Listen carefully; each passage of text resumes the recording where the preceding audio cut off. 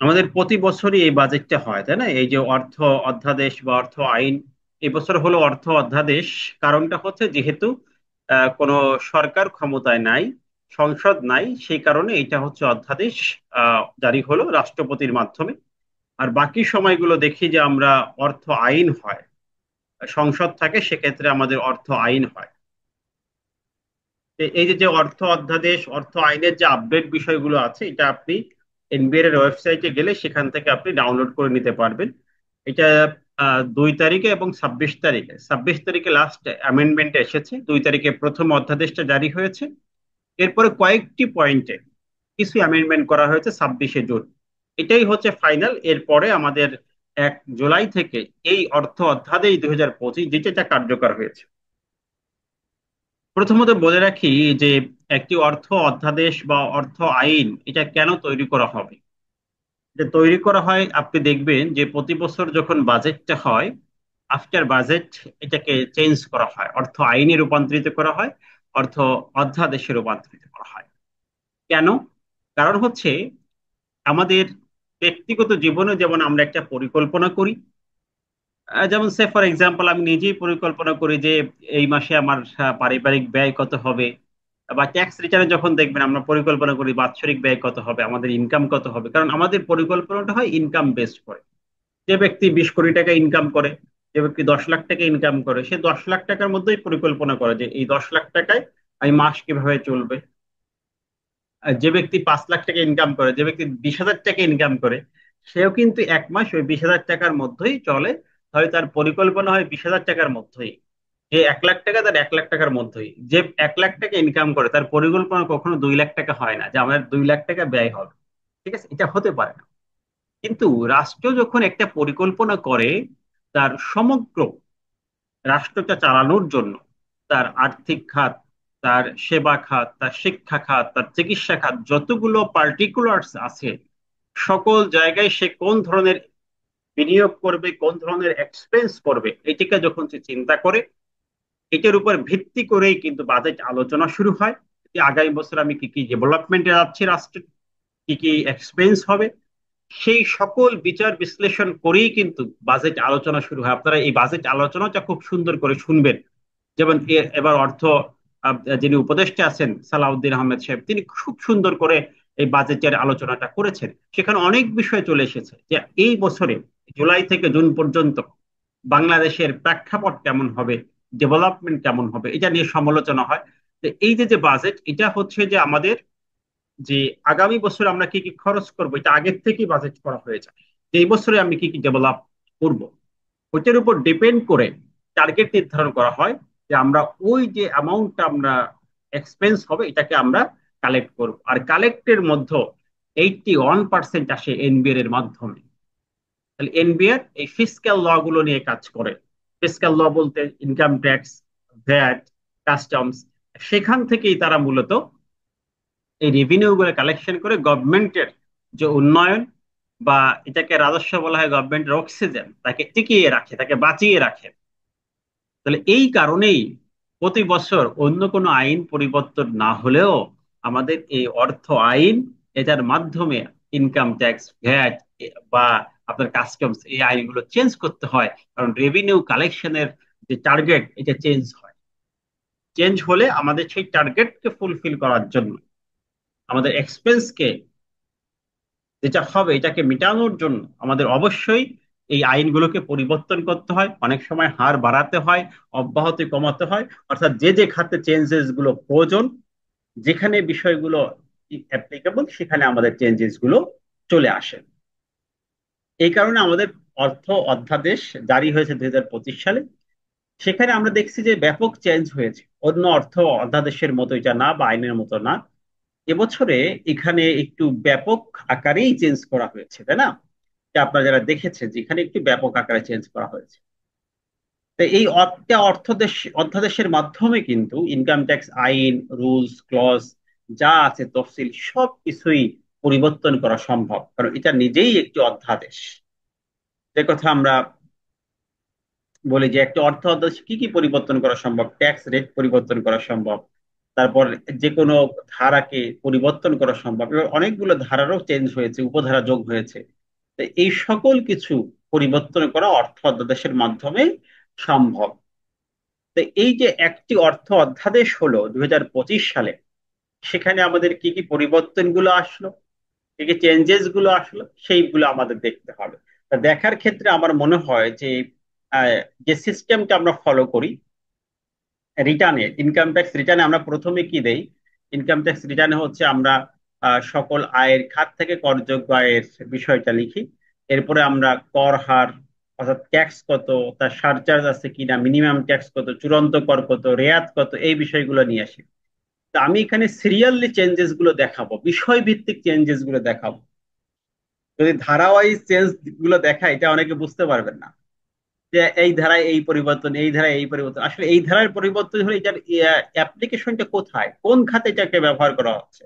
কারণ ষষ্ঠ তফসিলে একটি পরিবর্তন, এটা স্যালারির সাথে সম্পর্কিত, ঠিক আছে, অব্যাহতির সাথে সম্পর্কিত, এই স্যালারির সাথে সম্পর্কিত।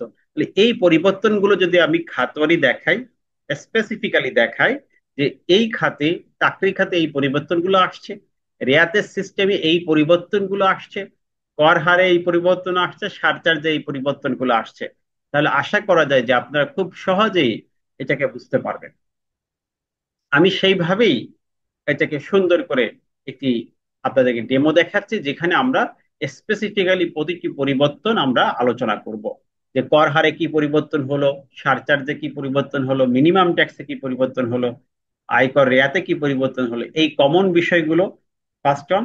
সেকেন্ডলি, প্রতিটা আয়ের খাতে যে পরিবর্তন আসছে, সবগুলো আয়ের খাতে কিন্তু পরিবর্তন আসে নেই। তা যে সকল আয়ের খাতগুলোতে পরিবর্তন আসছে, সেই আয়ের খাতগুলোতে কিন্তু আমরা আলোচনায় নিয়ে আসবো যে এই খাতে আপনার কি কি পরিবর্তন হলো, সেইগুলো আমরা বিস্তারিত আলোচনা করব। এরপর কোম্পানি রিটার্ন বা উচ্চকর সম্পর্কিত পরিবর্তন এবং আফটার রিটার্ন, আর যেমন আফটার রিটার্নের অডিট সিস্টেম, এটা পরিবর্তন করা হয়েছে। তো এই বিষয়গুলো আমরা ধারাবাহিকভাবে আলোচনায় নিয়ে আসবো। আশা করা যায় এটার মাধ্যমে আপনার এই বিষয়টা ক্লিয়ার হয়ে যাবে। এক নম্বর, আমাদের যে করমুক্ত সীমা, সেখানে কোনো পরিবর্তন আসে নাই, এটা ঠিক আছে। যেমন আগের বার যেটা ছিল, যে মহিলাদের জন্য 4 লাখ, পুরুষের জন্য 3,50,000, এগুলো সব ঠিক আছে, ওকে, এখানে এটা আমরা জানি, এখানে কোনো পরিবর্তন আসে নাই। পরিবর্তনটা আসছে ট্যাক্স রেটের শুধু একটা জায়গায়, যা অর্থ আইন 2024-এ এই ট্যাক্স রেটটা দেওয়া আছে যে 2025 সাল থেকে কিভাবে আমাদের ট্যাক্স রেটটা হবে। এখানে আমাদের একটা জায়গায় পরিবর্তন আসছে, যেমন 3.5 লাখে শূন্য, এর পরবর্তী 1 লাখে 5%, এটা কিন্তু ওকে আছে, ডান। পরবর্তী 4 লাখে 10%, এটাও ঠিক আছে, অর্থাৎ এখানে টোটাল 4.5, আর আহ, 8 পরবর্তী 4, 8.5 লাখে 45,000 টাকা ট্যাক্স, এটাও ঠিক আছে। এর পরবর্তী 8.5-এর পরবর্তী 5 লাখে 15%, অর্থাৎ 75,000 টাকা ট্যাক্স, অর্থাৎ 13,50,000 ট্যাক্স হয় 1,20,000, এটাও ঠিক আছে, আগের মতোই আছে। 13,50,000 থেকে পরবর্তী 5 লাখ, এটা হচ্ছে 20%, 1 লাখ টাকা ট্যাক্স। টোটাল আমাদের 18,50,000 ইনকাম, ট্যাক্স হয় 2,20,000, এটাও কিন্তু আগের মতোই আছে। চেঞ্জেস আসছে এর পরেরটায়, 6 নম্বরটায়। আমাদের 18,50,000-এর পরে ছিল যে কোনো অ্যামাউন্টে 25%, এখন বলছেন না, যে কোনো অ্যামাউন্টে 25% না, 18,50,000-এর পরবর্তী 20 লাখ পর্যন্ত ট্যাক্স রেট হচ্ছে 25%। রেস্ট 20 লাখ, এটা হচ্ছে 25%। এর পরবর্তী যে অ্যামাউন্ট আছে, সেখানে হচ্ছে আমাদের 30%। তাহলে এইখানটায় আমাদের বেসিক পরিবর্তন হলো, বেসিক চেঞ্জটা হলো। তাহলে এখন 38,50,000-এ একজন ব্যক্তির ইনকাম ট্যাক্স হবে 7,20,000। এর পরবর্তী যে অ্যামাউন্ট থাকবে, অবশিষ্ট যে অ্যামাউন্ট থাকবে, এটার উপর তার ট্যাক্স হবে 30%। তাহলে আমাদের চেঞ্জটা তো বুঝতে পারছি যে এখানে আমাদের ট্যাক্সের রেটের একটা পরিবর্তন চলে আসছে। আর কোনো পরিবর্তন আসে নাই। করমুক্ত সীমা পুরুষের জন্য 3.5 লাখ, মহিলার জন্য 4 লাখ, প্রতিবন্ধীর জন্য 4,75,000, যুদ্ধত মুক্তিযোদ্ধার জন্য 5 লাখ, প্রতিবন্ধীদের জন্য অতিরিক্ত 50,000। এই বিষয়গুলো যেটা আগে আমরা পড়েছি, সকল বিষয়গুলো আগের মতোই আছে, ঠিক আছে, সেখানে কোনো পরিবর্তন হয়নি। ক্লিয়ার? এখন মিনিমাম ট্যাক্সের ক্ষেত্রে আমাদের এখানে যে টোটাল 40টা সেকশন ছিল, এই মিনিমাম ট্যাক্স অর্থ হচ্ছে, এটা আমরা আগেও বলেছি যে উৎসে করই, এই সকল উৎসে কর, এটা হচ্ছে ন্যূনতম কর দায়ের অন্তর্ভুক্ত হবে। এটার থেকে কম ট্যাক্স আপনি পেইড করতে পারবেন না, এটা আপনার মিনিমাম ট্যাক্স হিসেবে কাউন্ট হবে, তাই না?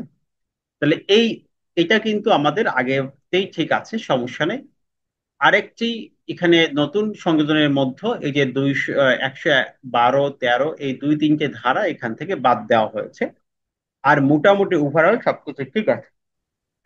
এইখানটা হচ্ছে আমাদের একটু পরিবর্তন হয়েছে গ্রস প্রাপ্তির উপরে, গ্রস রিসিটের উপর যে মিনিমাম ট্যাক্স। এটা আমরা জানি যে ব্যবসায়ের ক্ষেত্রে যখন টার্নওভার হয়, গ্রস রিসিট হয় বা সেলস হয়, এই সেলসের উপরে বা টার্নওভারের উপর একটা মিনিমাম ট্যাক্স আছে।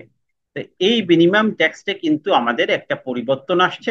সেই পরিবর্তনটা কি, এটা আমরা একটু বলে আমরা ক্লিয়ার হয়ে যাব। এক নম্বর হচ্ছে 3 কোটি টাকা পর্যন্ত টার্নওভার ব্যক্তির ক্ষেত্রে আগে মিনিমাম ট্যাক্স অ্যাপ্লাইড হবে। এখন বলছে না 3 কোটি না, এটা হবে 4 কোটি। অর্থাৎ একজন প্রোপাইটারের যদি টার্নওভার অথবা সেলস 4 কোটির নিচে হয়, তাহলে তার উপর টার্নওভার ট্যাক্স আরোপিত হবে না বা আরোপযোগ্য হবে না। 4 কোটি প্লাস হলেই তার উপর এই ট্যাক্সটা আরোপিত হবে। তাহলে এখানে আমরা বিষয়টা ক্লিয়ার যে একজন ব্যক্তির 4 কোটি টাকা যদি নিচে টার্নওভার হয়, অর্থাৎ প্রোপাইটারশিপ, তাহলে তার উপর ইনকাম ট্যাক্সটা অ্যাপ্লাইড হয় না, অ্যাপ্লিকেবল হয় না। আর যদি 4 কোটি প্লাস হয়ে যায়, সেখানে তার উপর ইনকাম ট্যাক্স অ্যাপ্লাইড হয়, ইনকাম ট্যাক্সটা তার উপর আরোপিত হয়। 1 নম্বর পয়েন্ট। 2 নম্বর হচ্ছে কোম্পানির ক্ষেত্রে ছিল যে কোনো অ্যামাউন্টে তার উপর টার্নওভার ট্যাক্স অ্যাপ্লিকেবল হবে। এখন বলছে না, কোম্পানির ক্ষেত্রে আমাদের 50 লাখ টাকা গ্রস প্রাপ্তি হলে সেই কোম্পানির উপর টার্নওভার ট্যাক্সটা অ্যাপ্লিকেবল হবে, সকল কোম্পানির উপর টার্নওভার ট্যাক্সটা অ্যাপ্লিকেবল হবে না। এখানে কিন্তু আমাদের একটা মেজর পরিবর্তন আসছে, যে 50 লাখ টাকার উপরে হলেই তার উপর টার্নওভার ট্যাক্সটা অ্যাপ্লিকেবল হবে, এর আগে কিন্তু তার টার্নওভার ট্যাক্স অ্যাপ্লাইড হবে। তাহলে এই যে যে বিষয়গুলো, এটা তো আসলে আমাদের কাছে ক্লিয়ার হলো যে টার্নওভার ট্যাক্সটা কখন ওই ব্যক্তির উপর অ্যাপ্লাইড হবে। এরপরে আমাদের এই টার্নওভার ট্যাক্স রেট কত হবে, রেটটাও পরিবর্তন আসছে। তাহলে প্রথম হচ্ছে তার উপর টার্নওভার ট্যাক্সটা অ্যাপ্লাইড হবে কিনা, অ্যাপ্লিকেবল হবে কিনা। সেক্ষেত্রে যে ভ্যালু ছিল, যে এই ভ্যালু হলে তার উপর ওই ব্যক্তির উপর টার্নওভার ট্যাক্সটা অ্যাপ্লিকেবল হবে, সেই ভ্যালুটা কিন্তু পরিবর্তন হয়ে গেল। যেখানে 3 কোটি ছিল সেখানে 4 কোটি, ঠিক আছে। এরপরে আহ, যেখানে আমাদের কোম্পানির ক্ষেত্রে যে কোনো অ্যামাউন্ট, সেখানে 50 লাখ। এই যে যে আমাদের চেঞ্জেসটা আসলো, এরপরে আমাদের আরেকটি পরিবর্তন হলো রেটগত পরিবর্তন। সেখানে বলা হলো যে গ্রস যে রিসিপ্টটা আছে, 50 লাখ টাকা হচ্ছে কোম্পানির টার্নওভার হলে তাকে এই, প্রথম প্রশ্নটা হচ্ছে কাকে টার্নওভার ট্যাক্স দিতে হবে। দেখেন, প্রথম কোশ্চেনটা হচ্ছে কখন টার্নওভার ট্যাক্স দিতে হবে। তখন আগের নিয়ম ছিল কোম্পানির ক্ষেত্রে যে কোনো অ্যামাউন্টের সেল হলে তাকে টার্নওভার ট্যাক্স দিতে হবে। আগের নিয়মটা কি ছিল, কোম্পানির ক্ষেত্রে যে কোনো অ্যামাউন্টের সেল হলে তাকে টার্নওভার ট্যাক্স দিতে হবে। এখন বললো না, যে কোনো অ্যামাউন্টের সেল হলে তাকে টার্নওভার ট্যাক্স দিতে হবে না, তাকে 50 লাখ টাকার উপরে সেল হলে দিতে হবে। আর যদি 50 লাখ টাকার নিচে হয়, ধরেন একটা কোম্পানির 1 বছরের টার্নওভার হলো 20 লাখ টাকা, তাকে টার্নওভার ট্যাক্স দিতে হবে না। তার যখন 50 লাখ ক্রস করবে, তখনই তাকে তার উপর টার্নওভার ট্যাক্সটি অ্যাপ্লাইড। আর যদি এর নিচে হয়, তাকে টার্নওভার ট্যাক্স দিতে হবে না।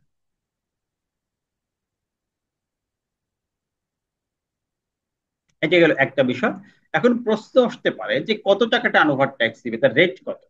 এখানে আমাদের এমনি সাধারণত সকল কোম্পানির ক্ষেত্রে আগের নিয়ম ছিল 0.6%, টার্নওভারের 0.6%, এটা হচ্ছে মিনিমাম ট্যাক্স। আর এখন এটাকে বলছে না, 0.1%। অর্থাৎ 1 কোটি টাকা টার্নওভার হলে 1 লাখ টাকা মিনিমাম ট্যাক্স। আগে ছিল 1 কোটি টার্নওভার হলে 60,000 মিনিমাম ট্যাক্স। এখন বলছে 1 কোটি টাকা টার্নওভার হলে তার মিনিমাম ট্যাক্স কত, তার মিনিমাম ট্যাক্স হচ্ছে 1 লক্ষ টাকা। আগে যেটা 60,000 ছিল, এখন 1 লক্ষ হয়ে যাবে। তার মানে ট্যাক্সের পরিমাণটা গত বছরের তুলনায় এবার কিন্তু বেড়ে যাচ্ছে। এটাকে আমাদের খেয়াল রাখতে হবে, যারা কর্পোরেট প্র্যাকটিস করেন বা প্রোপাইটারশিপ বিজনেস আছে, তাদের ক্ষেত্রে এটা খুবই গুরুত্বপূর্ণ, এই টার্নওভার ট্যাক্সের টার্মটা। এরপর চূড়ান্ত পর্দায় আমাদের এই চূড়ান্ত পর্দায় সম্পর্কিত যতগুলো এসআরও ছিল, যেমন এসআরও 9 ছিল, এসআরও 16 ছিল, এসআরও 24 ছিল 2023-এর, এই সকল এসআরও গুলোকে বাতিল করা হয়েছে। এখন আর চূড়ান্ত পর্দায়ের জন্য কোনো আলাদা এসআরও নাই। এই চূড়ান্ত পর্দায় দায়ের বিষয়টাকে আমাদের আইনের 163 সেকশনে সংযুক্ত করা হয়েছে। তার মানে চূড়ান্ত কর দায়ের আর কোনো স্পেসিফিক এছাড়াও দরকার নাই। তবে হ্যাঁ, খাতগুলো একই আছে এখানে। সকল ব্যক্তির জন্য মূলত 4টি খাত: সঞ্চয়পত্রের মুনাফা, সেখান থেকে উৎসে কর্তন, এটা ফাইনাল ট্যাক্সের অন্তর্ভুক্ত; সম্পত্তি অধিগ্রহণ এর ক্ষতিপূরণ বাবদ যে অর্জিত মূলধনী আয়, সেটা সেখান থেকে যে আহ, ক্ষতিপূরণ বাবদ যে অর্থ দিবেন, সেখান থেকে উৎসে কর্তন, এটাও ফাইনাল ট্যাক্স।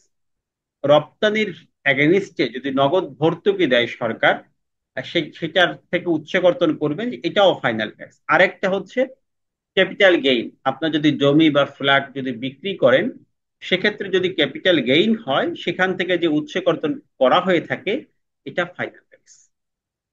তাহলে এখানে আমরা এই 4টি বিষয়কে ফাইনাল ট্যাক্স হিসেবে দেখলাম, যেটা আগেও ছিল। এখন এখানেও পরিবর্তন আসে নাই, শুধুমাত্র এসআরও গুলোকে আমাদের আইনে নিয়ে আসা হচ্ছে। আমাদের রেয়াতের ক্ষেত্রে এটা গেল হচ্ছে ট্যাক্সের রেট, এখন আসে রেয়াত। আমরা প্রথমে ট্যাক্স ক্যালকুলেশন করি, এরপরে রেয়াতের প্রশ্ন। তাহলে মিনিমাম ট্যাক্স আমাদের হয়ে গেল, চূড়ান্ত কর হয়ে গেল। এরপরে প্রশ্ন হচ্ছে কর ছাড় বা রেয়াতের, তাই না? এরপরে প্রশ্নটা হচ্ছে ট্যাক্স ছাড় বা ট্যাক্স রিবেটের। এই রেয়াতের ক্ষেত্রে আমাদের একটি ভালো পরিবর্তন হয়েছে, যার কারণে সকল করদাতার ট্যাক্সের সুযোগটা, রেয়াতটা বেড়ে যাবে। এখানে পরিবর্তনটা কি? দেখেন, এই পরিবর্তনগুলো কিন্তু আমরা প্রতিদিন আমাদের ফেসবুকে, আমি আমার যে পেজটা আছে সেখানে আমি আপডেট দিয়ে দিচ্ছি যে পরিবর্তনগুলো কি হচ্ছে। যেমন রিসেন্টলি যে পরিবর্তনগুলো হচ্ছে, প্রতিদিন কিন্তু আমরা কিন্তু পেজে আপডেট দিই। আমার ফেসবুকে আপনারা আছেন কিনা জানি না, বাট আমরা প্রতিদিন সেখানে আপডেট দিয়ে দিচ্ছি।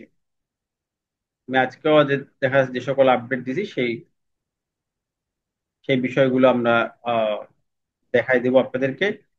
যে এই বিষয়গুলো আপনারা খেয়াল রাখবেন, যে আমাদের ইনকাম ট্যাক্সে কোন কোন বিষয়গুলো আপডেট আসলে, এই বিষয়গুলো আপনাদের খেয়াল রাখা উচিত। যারা এখানে পার্টিসিপেট করেছে, আমি আমি শেয়ার দিয়ে দিচ্ছি যে আপডেট যে যতগুলো আসছে, সেই বিষয়গুলো আপনাকে অবশ্যই খেয়াল রাখতে হবে ইনকাম ট্যাক্স প্র্যাকটিস করতে হলে। তাহলে এখানে আমাদের যে বিষয়টা খুবই গুরুত্বপূর্ণ, যে রিয়াতের ক্ষেত্রে কি পরিবর্তন হয়েছে, সেখানে হচ্ছে আগে ছিল মোট আয়ের 3%, এটা ঠিক আছে, সূত্র ঠিক আছে, এবং করযোগ্য আয়ের 15%, সরি বিনিয়োগের 15%, আর হচ্ছে 10 লাখ টাকা। এই তিনটে অ্যামাউন্টের মধ্যে যেটা কম, এটার উপর রেয়াত হবে, তাই তো? তা এই যে যে বিষয়টা, তিনটে অ্যামাউন্টের মধ্যে যেটা কম তার উপর রেয়াত হবে, এই বিষয়টা কিন্তু এখনো সেম আছে। এখানে কোনো পরিবর্তন করা হয় নাই, এই বিষয়টা ঠিক আছে। তাহলে পরিবর্তনটা কোন জায়গায় হলো? রেয়াতের ক্ষেত্রে পরিবর্তনটা হলো আপনার যে 3%-এর যে ইস্যুটা, এই 3%-এর ইস্যু, এখানে আমাদের ছিল 3% মিনিমাম ট্যাক্সে আয় অন্তর্ভুক্ত হবে না। আগে যেটা ছিল, দেখেন, কর অব্যাহতি প্রাপ্ত আয়, হ্রাসকৃত হার, মিনিমাম ট্যাক্সের হার, এগুলো ব্যতীত বাকি ইনকামের 3%। আর এখন বলছে কর অব্যাহতি প্রাপ্ত, হ্রাসকৃত ফার্ম ব্যক্তি সংঘর আয়, চূড়ান্ত কর হার ব্যতীত বাকি আয়ের 3%। তার মানে এখানে মিনিমাম ট্যাক্সটা এর পরের বার, অর্থাৎ এই লাস্টে অর্থ আইন, অর্থ অধ্যাদেশ 2025-এ আর নাই। এর মানে হচ্ছে একজন ব্যক্তি এখন রেয়াতের সুবিধা বেশি পাবে আগের তুলনায়। ধরেন আমি যদি এক্সাম্পল দিই, ধরেন আগে একজন ব্যক্তি স্যালারি থেকে ইনকাম ছিল 10 লাখ, ঠিক আছে, আর ব্যাংক সুদ থেকে ইনকাম ছিল 2 লাখ, তাহলে টোটাল হলো কত, 12 লাখ। তাহলে এই যে 12 লাখ যে ইনকাম, এই 12 লাখের উপরে সে কিন্তু এখন 3% কাউন্ট করবে। তার 12 লাখের উপর 3% করলে 3 × 32, তাই না? তাহলে তার এখন যদি আমরা 3% কাউন্ট করি ইনকামে, তাহলে হবে তার জন্য 36 লাখ। কিন্তু এর আগের যে আইন ছিল সে অনুযায়ী এই যে আর্থিক পরিসম্পদ থেকে আয়, এটা মিনিমাম ট্যাক্সের অন্তর্ভুক্ত। অর্থাৎ এটা টিডিএস যেটা কর্তন করেছে এখান থেকে, সেটা মিনিমাম ট্যাক্সের অন্তর্ভুক্ত হওয়ার কারণে এই আয়টা, এটা আমাদের রেয়াতের জন্য আয় হিসাবে কাউন্ট হতো না। তাহলে শুধুমাত্র 10 লাখের 3% হতো, তার মানে 30,000। তাহলে 10 লাখের কত হতো? 3%, তার মানে 30,000। তাহলে আমরা এখন দেখা যাচ্ছে আগে ছিল 30,000, এখন এটা হয়ে যাচ্ছে আইনের কারণে 36,000। বুঝতে পারছি? তাহলে এখানে এখন কিন্তু আমাদের রেয়াতটা আগের তুলনায় বেড়ে যাবে তাদের জন্য যাদের আর্থিক পরিসম্পদ থেকে ইনকাম আছে, যাদের ব্যাংক সুদ ইনকাম আছে, অর্থাৎ মিনিমাম ট্যাক্সের ইনকাম যারা আছে। এছাড়াও আরো আইনে অনেকগুলো মিনিমাম ট্যাক্স বলা আছে, আর যে সেকশন গুলোর কথা আমরা জানি, উচ্চকর গুলো, এই বিষয়গুলো আমাদের চলে আসবে ইনশাল্লাহ।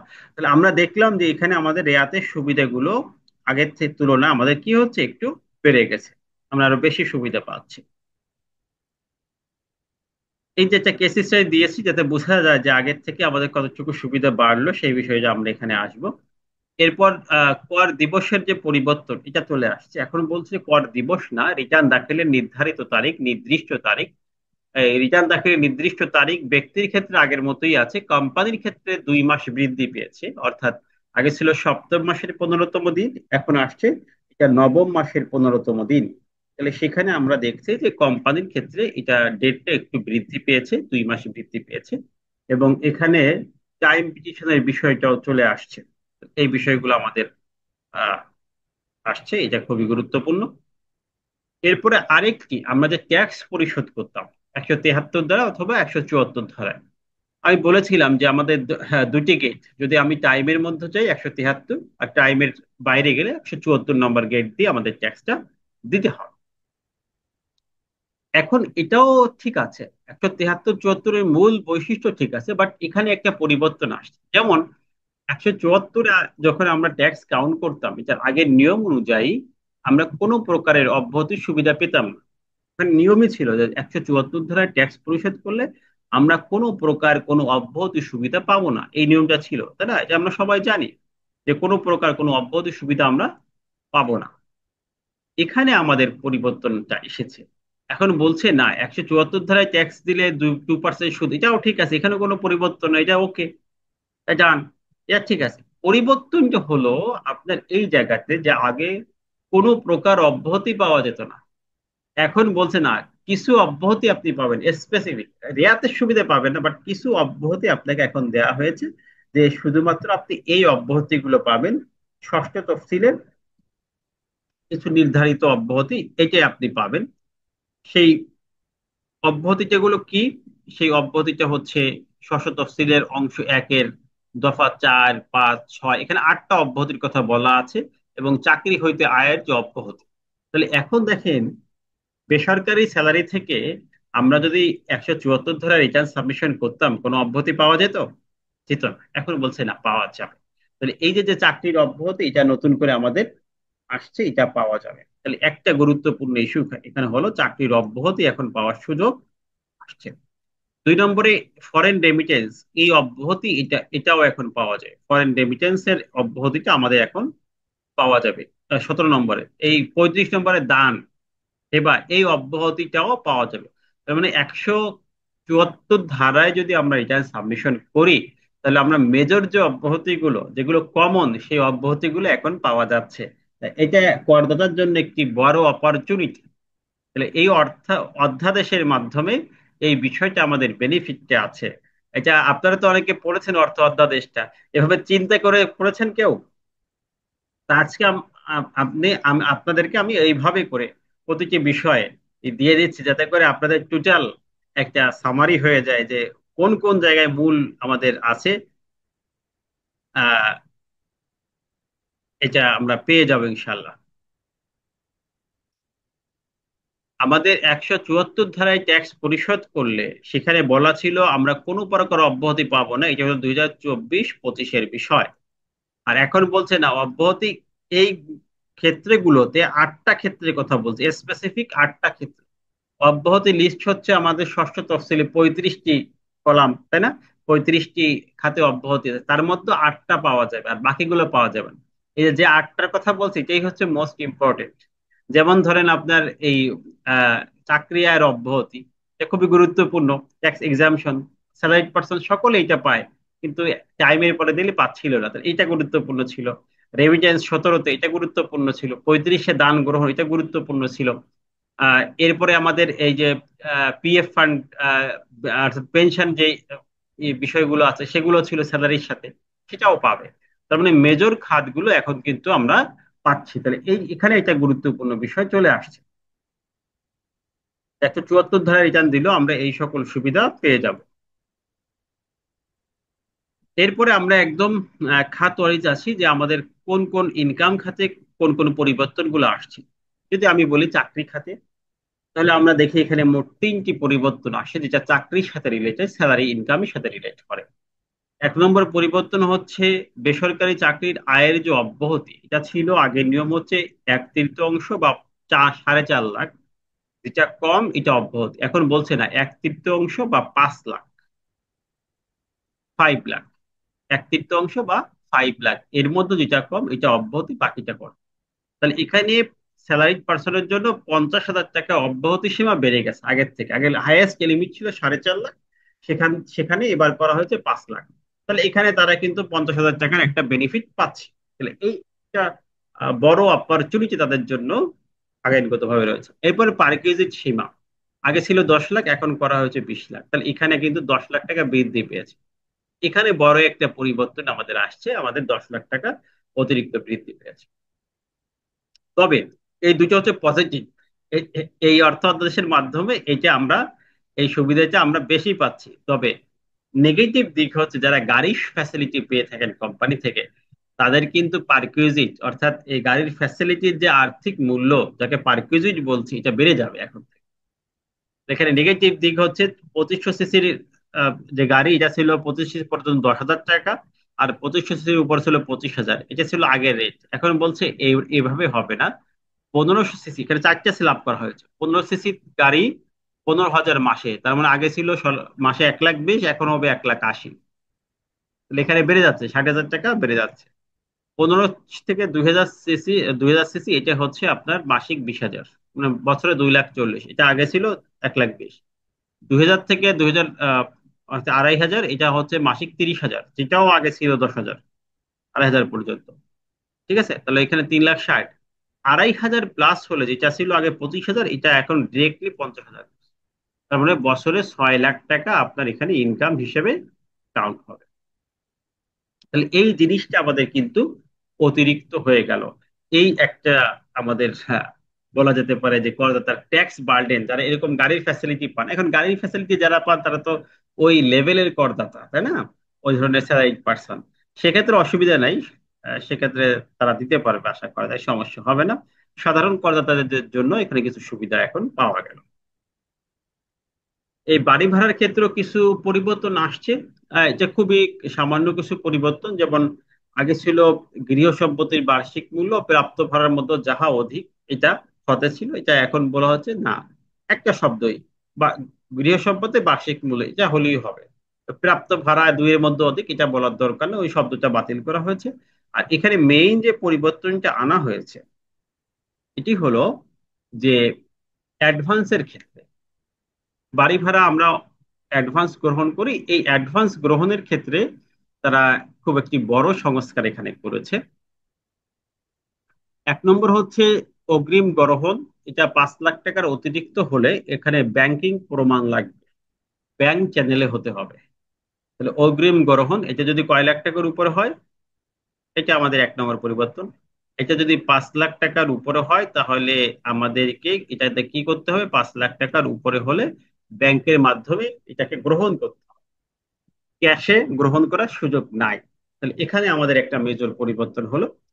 এবং আরেকটি পরিবর্তন হলো যে এখানে 5 লাখ টাকার উপরে হোক বা যে কোনো অ্যামাউন্ট হোক, এটা পরবর্তী 5 ইয়ার্স এর মধ্যে সমন্বয় করতে হবে। মানে 5 ইয়ার্স হচ্ছে যে এটার জেদ থাকবে, এরপরে আর জেদ থাকতে পারবে না। যদি 5 ইয়ার্স এর মধ্যে সমন্বয় না হয়, ওইটা আমাদের ইনকাম হিসেবে কাউন্ট হবে। তাহলে এখানে আর একটা পরিবর্তন, আমাদের 5 ইয়ার্স এর মধ্যে এটা কি হবে, সমন্বয় হবে। যদি 5 ইয়ার্স এর মধ্যে যে সমন্বয় না হয়, তাহলে এটা কি কি হিসেবে কাউন্ট হবে, এটা আয় হিসেবে গণ্য হবে, ইনকাম হিসেবে কাউন্ট। তাহলে এখানে কিন্তু আরেকটা আমাদের চাপাই দেওয়া হলো, এখানে আরেকটা বিষয় চলে আসে। তাহলে এই দুইটি মেজর পরিবর্তন হয়েছে ভাড়া খাতে আয়ের। আর কোনো পরিবর্তন ভাড়া খাতের আয়ের আসে না। এরপর দেখেন কৃষি খাতের আয়ের যে পরিবর্তন, এটা আমাদের এখানেও মেজর পরিবর্তন হয়েছে। এটা আমাদের আজকের টপিকের মধ্যেই হয়ে যাচ্ছে। দেখেন, কৃষি খাতে আমাদের আগে অব্যাহতি ছিল হচ্ছে 2 লাখ টাকা, অনেকে জানেন। এটাকে এখন 5 লাখ করা হয়েছে। তাহলে 2 লাখের জায়গায় 5 লাখ, এখানে 3 লাখ টাকা আগের থেকে অব্যাহতি সীমা বেড়ে গেছে। তাহলে এই কৃষক যিনি হবেন তিনি 3 লাখের বেশি বেনিফিট আগের থেকে পাচ্ছেন। তার অব্যাহতি লিমিট যেটা আমাদের 2 লাখ ছিল, এটা এখন হয়ে যাচ্ছে 5 লাখ। তাহলে 5 লাখের বেনিফিটটা একজন কৃষক নিতে পারবে। আর কৃষক হওয়ার জন্য আমাদের যে কন্ডিশন ছিল, যে শর্ত ছিল, সেই শর্তের মধ্যে একটি শর্ত ছিল যে আর্থিক পরিসম্পদ থেকে আয় এটা 20,000-এর বেশি হতে পারবে না। কত বেশি হতে পারবে না এটা? 20K, 20,000-এর বেশি হতে পারবে না। এখন বলছেন না, আর্থিক পরিসম্পদ থেকে আয় এটা যে কোনো অ্যামাউন্ট হলেও সে এই যে 5 লাখ টাকার যে বেনিফিট এটা পাবে। তাহলে এখন একজন কৃষকের দুটো সোর্সে ইনকাম থাকলে সেই বেনিফিটটা পাবে, একটা হচ্ছে কৃষি, আর একটা হচ্ছে আর্থিক পরিসম্পদ থেকে আয়। এই আর্থিক পরিসম্পদ থেকে আয় আর কৃষি ইনকাম এর বাহিরে অন্য খাত থেকে যদি তার 1 টাকাও ইনকাম থাকে, তাহলে সে এই কৃষির যে অব্যাহতি 3 লাখ টাকা এক্সট্রা যে অব্যাহতি, এই অব্যাহতি সুবিধা তিনি পাবেন। এটাকে আমাদের মনে রাখতে হবে। ঠিক আছে? তাহলে কৃষির অব্যাহতি পাওয়ার জন্য তাকে এই জিনিসটা খুব ভালো করে মনে রাখতে হবে।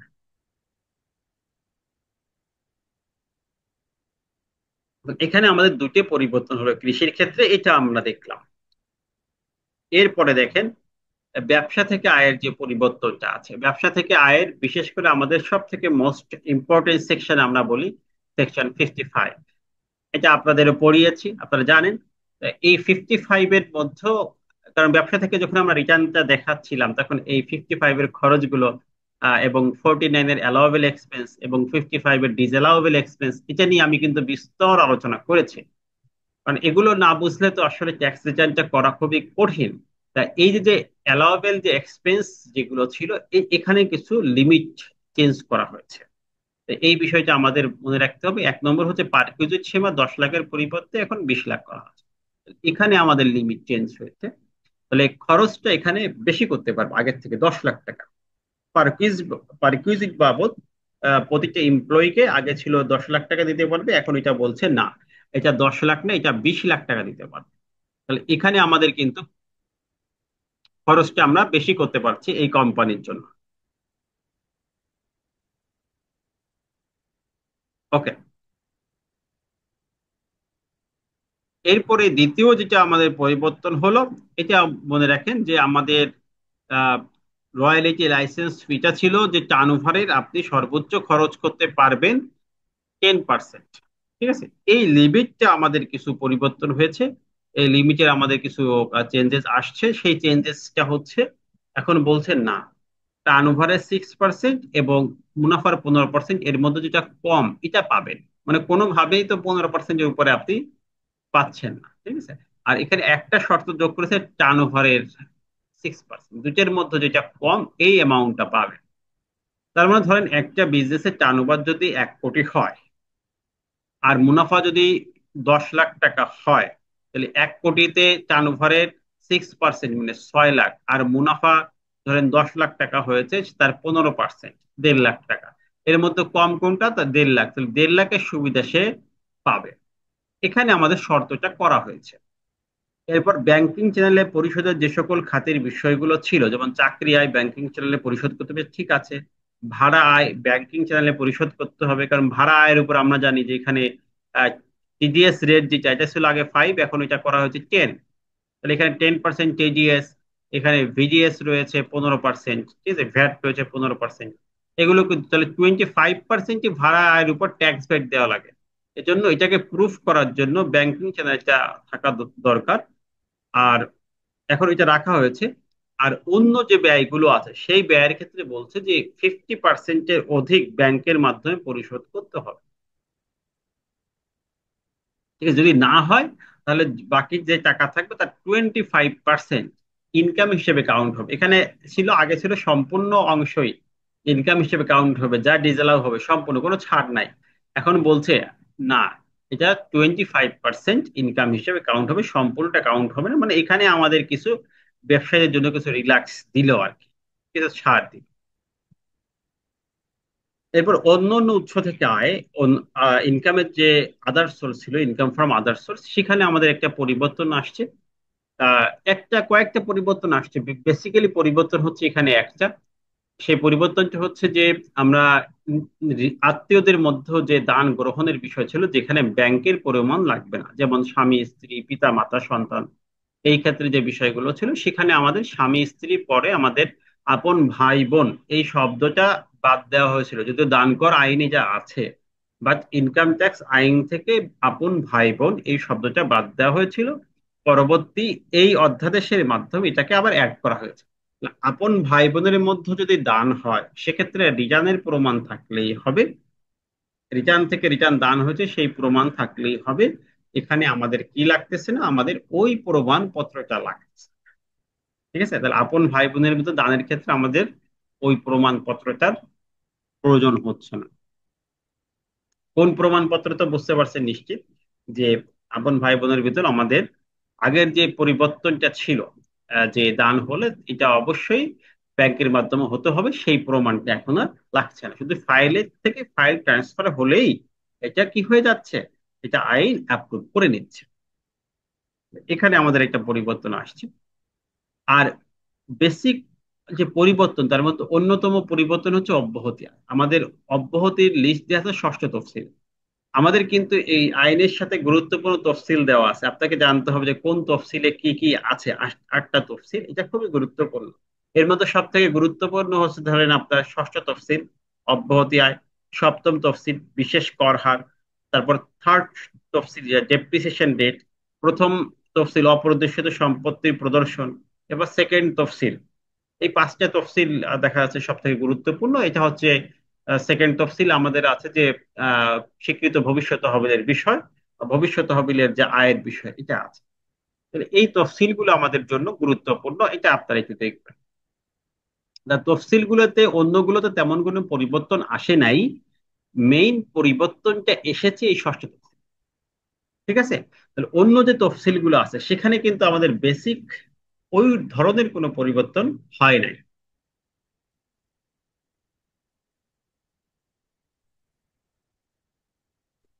তাহলে মূল পরিবর্তনটা আসছে হচ্ছে আমাদের ষষ্ঠ তফসিলের পরিবর্তন। যেমন সেখানে এক নম্বর পরিবর্তন হচ্ছে কৃষি হতে আয়। এই কৃষি আয়ের ক্ষেত্রে আমাদের আগে সীমা ছিল 2 লাখ টাকা, আহ এটা আমাদের এখন 5 লাখ টাকা পর্যন্ত করা হয়েছে। ঠিক আছে, তাহলে এখানে আমাদের 5 লক্ষ টাকা করা হলো, তাহলে এইখানটা আমাদের পরিবর্তন আসছে এক নম্বর। দ্বিতীয় নম্বর মেজর পরিবর্তন ছিল, আগে আমাদের এসআরও গুলো ছিল হ্রাসকৃত হারে এসআর, যেমন হাঁস মুরগি মৎস্য খামার, এগুলো ছিল যে আমাদের 10 লাখ টাকা পর্যন্ত করমুক্ত, তারপরে পরবর্তী 10 লাখে 5%, এরপর সর্বোচ্চ রেট ছিল 15%। এখানে আমাদের ট্যাক্সের এড়িয়ে যাওয়া বা ফাঁকি দেওয়ার একটা প্রবণতা এই সেক্টরে আমরা লক্ষ্য করেছিলাম, যে এখানে ইনকাম দিয়ে ট্যাক্সটাকে এড়িয়ে যাওয়া হয় বা ট্যাক্সটাকে ফাঁকি দেওয়া হয়। সেই সিস্টেমটা এবার চেঞ্জ করা হয়েছে, এখন বলছে যে না, এই হাঁস মুরগি খামার চিংড়ি খামার মৎস্য খামার এই যে যে খাতগুলো আছে, এখানে আমাদের 5 লাখ টাকা পর্যন্ত করমুক্ত থাকবে, এটা ঠিক আছে। তাহলে এখানে করমুক্ত থাকবে হচ্ছে 5 লাখ টাকা, এখানে কোনো ধরনের পরিবর্তন নাই, এটা 5 লাখ টাকা পর্যন্ত করমুক্ত আছে, এটা আমাদের ঠিক আছে, এটা ওয়েল ডান। এখানে 5 লাখ টাকা যে ফিগারটা এটা ঠিক আছে, এখানে কোনো ধরনের পরিবর্তন আসে নাই। তাহলে এটাকে আমরা ঠিক করলাম যে এখানে 5 লাখ টাকা আছে। আহ, অর্থাৎ এখানে আমাদের আগে যে রিডিউস রেট ছিল সেই সব বাতিল, তাহলে এখন হয়ে যাচ্ছে জাস্ট কৃষির মতো। ঠিক আছে, তাহলে এখন আমাদের যে অব্যাহতি সীমা ছিল, তারপর রেট ছিল, সবগুলো বাতিল। এখন জাস্ট কৃষিতে যেরকম 5 লাখ টাকা অব্যাহতি, এখানেও শুধুমাত্র এই 5 লাখ টাকা অব্যাহতির সুবিধা পাবো, আর রিডিউস রেটের সুবিধা পাবো না। পরবর্তী আমাদের রেগুলার ট্যাক্স রয়েছে। আইটি ফার্মের আয়ের ক্ষেত্রে আমাদের একটা শর্ত ছিল যে সকল আয় ব্যয় ব্যাংকের মাধ্যমে হতে হবে, এখন বলছে না, সকল ব্যয়টা না হলেও হবে, বাট সকল আয়টা শতভাগ ব্যাংকের মাধ্যমে আসলেই আমরা আইটি ফার্মের সুবিধা পাবো, অর্থাৎ ট্যাক্স এক্সামশনের যে সুবিধা ছিল এটা পাবো। আর বেসরকারি চাকরি থেকে যেখানে 4,50,000 সেখানে তো আমরা বললাম যে 5 লাখ টাকা পর্যন্ত আমাদের অব্যাহতি হবে, অর্থাৎ 1/3 অথবা 5 লাখ, আগে ছিল 4,50,000, এখন 1/3 অথবা 5 লাখ, এই দুইটার মধ্যে যেটা কম সেটা সে অব্যাহতি পাবে, এখানে আমাদের পরিবর্তনটা আসছে। ঠিক আছে, তাহলে আমাদের এই যে আয়ের যে পরিবর্তনগুলো, এটা কিন্তু শেষ হয়ে গেল। আমরা চাকরি খাতে দেখলাম, ব্যবসা খাতে দেখলাম, সব খাতে আয়ের পরিবর্তনগুলো দেখলাম, অব্যাহতি আয়ের পরিবর্তন দেখলাম। তাহলে এখন কি থাকে আমাদের? দেখেন, দ্বিতীয়ত ট্যাক্স রেটের পরিবর্তন দেখলাম, তারপর আয়ের পরিবর্তন দেখলাম। এই অব্যাহতি আয় আরো কিছু পরিবর্তন আসছে, এটাও আপনারা দেখে নিন। যেমন এখানে আরেকটা পরিবর্তন আসছে, যে সরকার থেকে যে পুরস্কারগুলো দেওয়া হয়, আগে ছিল শুধু সরকার থেকে যেটা দেওয়া হবে এটা অব্যাহতি, এখন আন্তর্জাতিক পুরস্কারগুলো অ্যাড করা হয়েছে, যেখানে নোবেল পুরস্কার, তারপর অন্যান্য পুরস্কারগুলো সেখানে অ্যাড করা হয়েছে, এগুলো অব্যাহতি পাবে। তারপর জাতীয় পেনশন যে স্কিম চালু হয়েছে, সেখানে থেকে আয় হলেও এটা অব্যাহতি হবে। আর দানের গ্রহণের যে বিষয়টা 35 নম্বরে ছিল, এখানে আমাদের আপন ভাই বোনের মধ্যে যদি ঘটনাটা ঘটে, তাও সে অব্যাহতি পাবে, এটাকে আবার ইনক্লুড করা হলো। তার মানে এই হচ্ছে, এই বিষয়টা কিন্তু আমাদের অব্যাহতি ক্ষেত্রে মেজর পরিবর্তন আসছে। এর বাইরে কি আসছে? এর বাইরে হচ্ছে উৎসে কর্তনের পরিবর্তন, কর্পোরেট ট্যাক্স। আমরা আমরা এটা পড়বো যে আমাদের এই আইনে 86 থেকে 139 পর্যন্ত আমাদের উৎসে আয়কর কর্তনের হারগুলো দেওয়া আছে।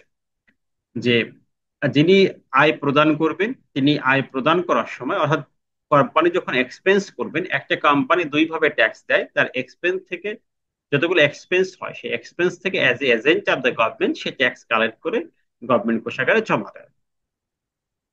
তো এই যে যে এক্সপেন্স থেকে যে সে ট্যাক্স কালেক্টটা করবে, সেই রেট গুলো কিছু পরিবর্তন হয়েছে। যেমন আমাদের এই 91-এর রেট, এটা পরিবর্তন হয়েছে। সিকিউরিটি থেকে আগে ছিল 5%, যা করা হয়েছে 10%, ম্যাক্সিমাম ক্ষেত্রে বেড়েছে। ভাড়া থেকে আগে ছিল, আমি বললাম যে 5% থেকে এখন করা হচ্ছে 10%। এবার কনভেনশন হল ভাড়া, এটা 5%, 10% করে, তার মানে এইগুলো রেট গুলো বাড়ানো হয়েছে কিছু করে। বিদ্যুৎ করের বিপরীতে এটা 4% করা হয়েছে। এইগুলো অর্থ অধ্যাদেশের মাধ্যমে বাড়ানো হয়েছে। এর আগে কিন্তু আমাদের এই উৎসে করের কিন্তু আরো দুটি আপডেট আছে, যা আপনারা দেখবেন। সেখানে সেকশন 89 এর চেঞ্জেস আসছে। তারপর 90, যখন আপনাদেরকে উৎসে কর রিটার্ন নিয়ে আলোচনা করব, তখন এই 89 এর যে চেঞ্জেস গুলো বা 90 সেকশনের চেঞ্জেস গুলো, আরো অনেকগুলো পরিবর্তন আসছে, সেগুলো নিয়ে আলোচনা করব। তাহলে উৎসে করে রেটের যে বিষয়গুলো, অর্থ অধ্যাদেশে কিছু কিছু পরিবর্তন করা হয়েছে, সব না, কিছু কিছু রেট পরিবর্তিত হয়েছে। তা ওই বিষয়গুলো আমাদের খেয়াল রাখতে হবে, যে কোন কোন রেট গুলো আমাদের পরিবর্তন করা হয়েছে। এখানে আমি দিয়েছি। এরপর উৎসে কর রিটার্ন দাখিলের টাইম। আগে ছিল, আমরা সকলে জানি যে এটা প্রতি মাসে দাখিল করতে হতো, পরবর্তী মাসের 25 তারিখের মতো। এটা বলছে না, প্রতি মাসে দাখিল করার দরকার নাই। এই জুলাই, আগস্ট, সেপ্টেম্বর 3 মাসেরটা একসাথে 25 অক্টোবর দাখিল করলে হবে। অক্টোবর, নভেম্বর, ডিসেম্বর এই 3 মাসেরটা একসাথে 25 জানুয়ারি দাখিল করলে হবে। এবার জানুয়ারি, ফেব্রুয়ারি, মার্চ এই 3 মাসেরটা একসাথে 25 এপ্রিল দাখিল করলে হবে। তাহলে এই এই বিষয়গুলো আসছে। এপ্রিল, মে, জুন এটা 25 জুলাই দাখিল করতে হবে। তাহলে এই বিষয়গুলো আমাদের আইন নতুন করে নিয়ে আসা হয়েছে, যে এখন প্রতি মাসে আমার উৎসে কর রিটার্ন দাখিল করার প্রয়োজনীয়তা নাই। আমি এই টাইমলি 3 মাস পর পর একবার রিটার্ন দাখিল করার সুযোগ পাবো, তখন দাখিল করলে হবে। এটা আমাদের কোম্পানি রিটার্নের যে মেইন চেঞ্জ, এই উৎসে করে আমাদের চেঞ্জেস গুলো আসছে। এরপর আরেকটা যে পরিবর্তন আসছে, মেজর পরিবর্তন, এটা হচ্ছে অডিট প্রক্রিয়া। অডিট প্রক্রিয়ায় আমাদের আগে যে সিস্টেমটা ছিল, সেখানে তদন্তকারী টিম ছিল, অডিট টিম ছিল, অডিট কিউরেটর ছিল, 3টে টিম তদন্ত করে, বিভিন্ন প্রসিডিংস ছিল। এগুলোকে বাতিল করে এখন মাত্র যে আগের নিয়মটা যে ছিল, সহজ প্রক্রিয়া, সকল ক্ষমতা উপকর কমিশনের আছে, সেই মর্মে যে বিধানটি ছিল 1984 সালের অর্ডিন্যান্সে, সেই জায়গায় ফিরে যাওয়া হয়েছে। এখানে চেঞ্জেসটা মূলত এখানে হয়েছে যে অডিট প্রক্রিয়াটাকে এখন একদম সহজীকরণ করা হয়েছে, আগের মতো আনা হয়েছে। নতুন যে সিস্টেমটা চালু করা হয়েছে, অর্থ অধ্যাদেশে এসে এটা সে বাতিল করা হলো। এই জটিলতা এখন আর যাওয়া হয় না। তাহলে এই সিস্টেম গুলো আমাদের মূলত অর্থ অধ্যাদেশের মাধ্যমে পরিবর্তন হয়েছে। তার মানে দেখা যাচ্ছে, আমি যদি এক কথায় বলি, এবার কিন্তু আইনের ভালো বা ব্যাপক একটা চেঞ্জেস এসেছে। এত বিষয়টা কিন্তু আপনারা বুঝতে পারছেন যে খুব সহজ না, একটা ব্যাপক পরিবর্তন এখানে আসছে। তাহলে এই ব্যাপক পরিবর্তনগুলো আমরা যেহেতু আপডেট পেয়ে গেছি, আশা করা যায় যে আমাদের আর অসুবিধা হওয়ার কথা না। আমরা খুব সহজেই কিন্তু এটাই করতে পারবো। ঠিক আছে।